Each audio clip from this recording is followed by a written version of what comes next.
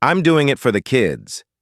It's the most honorable and the most dangerous sentence in American divorce. You think that by keeping the family home, you're preserving stability. But here is the cold, hard truth. Stability isn't a building with 4 bedrooms. Stability is a father who isn't drowning in debt. Today, I'm going to show you why your house is likely the biggest emotional tax on your future. If you're clinging to a 3% mortgage while your bank account hits 0 every month, you aren't saving a home. You're subsidizing a memory. Stick with me, because in 5 minutes I'll show you why that cheap mortgage is actually costing you more than an 8% rental. You've heard it everywhere. Don't give up that interest rate. And it makes sense on paper, but a house is more than an interest rate. It's a liability that requires constant feeding.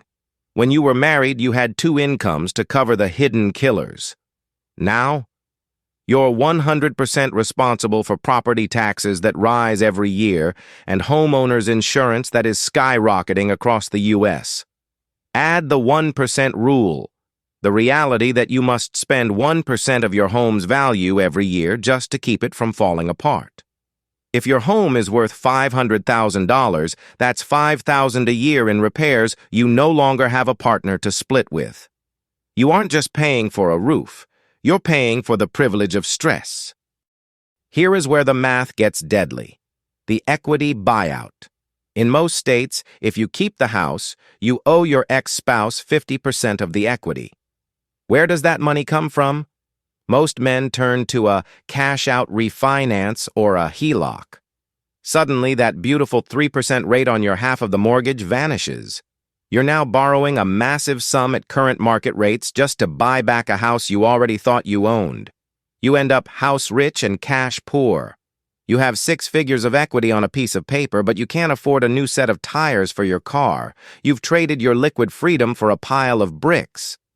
Ask yourself, why are you paying to heat and cool 4 bedrooms when only 1 is occupied 5 nights a week? This is the ghost tax. You are maintaining a museum of your past life. Every empty room is a monthly bill. In the U.S., the average cost to maintain a suburban home is over $15,000 a year. That's over $1,000 a month that could be going into your retirement, your kids' college fund, or simply a life where you can breathe again. Keeping a house for children who will leave in 5 years is a bad trade for a retirement you might never reach because you spent it all on a lawn you didn't want to mow. So, when should you keep it? Only if the total cost, PITI, principal, interest, taxes, and insurance, is less than 30% of your new take-home pay. If it's 40% or more, you are in the danger zone. Selling isn't losing.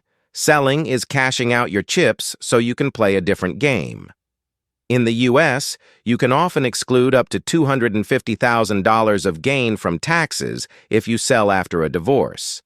That is a massive injection of tax-free cash that could be your new life fund.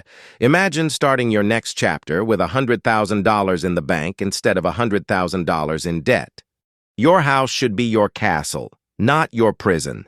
If the walls are closing in financially, it's time to move. In the next video, we're going to talk about the one thing that can stop you from moving even if you want to: your credit score. Divorce is a credit killer, and I'm going to show you how to protect your score from your ex's spending habits and joint debt. Don't let the house take your future. Hit subscribe, and let's get your math right. I'm here to help you rebuild $1 at a time.